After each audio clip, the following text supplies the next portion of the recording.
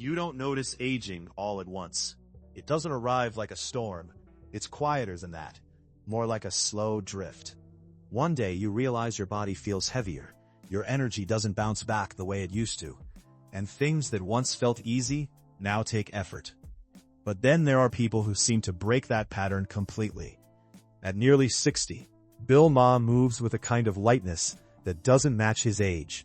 Not in a flashy, exaggerated way, but in something more convincing. Controlled, efficient, almost effortless. And what's strange is, he didn't start this way. For most of his life, he was living like everyone else. Long workdays, inconsistent sleep, constant stress. His body reflected that. Fatigue became normal. Small aches turned into daily companions. Like many people, he assumed this was just part of getting older, until one moment forced him to question that assumption. There wasn't a dramatic transformation overnight. No sudden breakthrough. Just a decision, quiet but firm, that he didn't want to keep drifting in that direction. And that's where everything began to change. What makes his story interesting isn't just the result, it's how he got there. Because instead of pushing harder, he started doing something unexpected. He began doing less, but with more intention. Take his approach to training. Most people believe that to stay in shape as you age, you need longer workouts, more effort, more intensity, stacked on top of exhaustion. But Bill saw what that actually leads to: burnout, joint strain, and slow recovery. So he went the opposite way. His workouts are short, usually no more than 20 to 30 minutes. At first glance, it doesn't seem like enough. But watch closely and you'll notice something different. Every movement has purpose. There's no rushing. No wasted energy. It's not about how much he does, it's about how well he does it. He focuses on balance, coordination, and control. And here's where it gets interesting. As we age, we don't just lose muscle, we lose the ability to use it properly. The connection between the brain and the body weakens. Movements become less precise, less efficient. That's why people feel clumsy, slower, more vulnerable to injury. Bill trains that connection deliberately. When he balances on one leg, when he controls a slow, steady movement, he's not just exercising muscles, he's retraining his nervous system, teaching his body to respond, stabilize, and adapt again. The result isn't just strength, it's confidence in movement. And that changes everything. Because when your body feels stable, you move differently. You waste less energy. You stop fearing small things, like losing balance or making the wrong step. Daily life becomes easier, almost lighter. But training, no matter how smart, is only one piece. There's something else most people underestimate, and Bill treats it as non-negotiable: recovery. Not as an afterthought, but as the foundation. Sleep, in particular, became a turning point for him. Instead of squeezing it into whatever time was left at the end of the day, he built his schedule around it. Because he understood something simple but often ignored. Your body doesn't rebuild itself during effort. It rebuilds itself during rest. When you sleep deeply, your system resets. Hormones regulate. Tissues repair. The brain clears out fatigue. Without that, even the best habits start to collapse. And this is where many people get stuck. They search for advanced techniques, complicated routines, while skipping the one thing their body is quietly asking for every night. Bill didn't overcomplicate it. He just respected it. And slowly, his energy began to change. But perhaps the most subtle shift, and the one that had the deepest impact, was how he started eating. No strict diets, no extreme restrictions. Instead, he paid attention to something most people ignore: the moment when hunger disappears. Not when you're full, not when you feel heavy, but that small, almost unnoticeable point where your body has had enough. And then, he stops. It sounds simple, almost too simple, but in practice, it requires awareness. Because overeating doesn't just add calories, it puts pressure on your entire system. Digestion slows down, blood sugar spikes, energy crashes follow. Over time, it creates a constant state of internal stress. By stopping earlier, Bill avoids that chain reaction.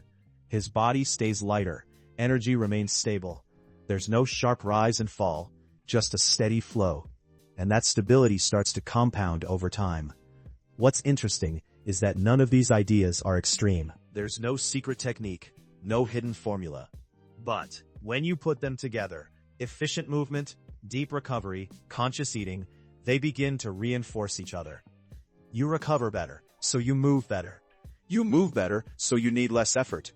You eat better, so your energy stays consistent. And slowly, almost without noticing, your body starts working with you instead of against you. For Bill, this wasn't just about looking younger. It was about feeling capable again. Change is how you show up in everything. Because when your body supports you, instead of holding you back, your entire life starts to shift. But the real turning point in his story didn't come from training, sleep, or even nutrition. It came after something much harder. Something that forced him to confront not just his habits, but his limits.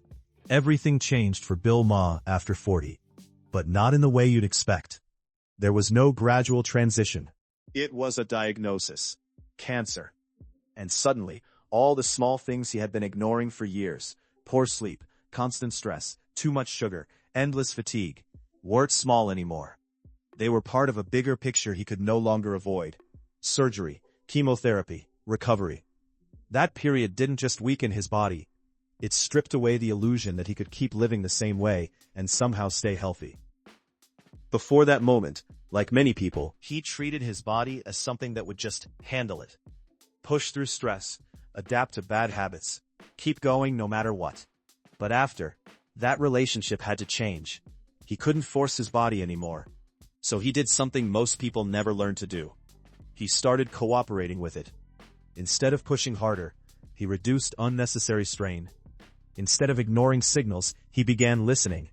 To fatigue, to tension, to the subtle cues most people override every day. And slowly, he began rebuilding, not just strength, but awareness. That shift is easy to overlook, but it's where everything truly changed. Because health isn't something you fix in a few weeks.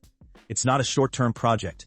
It's a pattern, a system of small decisions repeated daily. And if those decisions work against you, no amount of effort later can fully compensate for it. This is where Bill's approach becomes even more grounded. He didn't just focus on workouts, sleep, or nutrition in isolation. He looked at something most people underestimate completely: how he moved throughout the day. Not exercise, movement.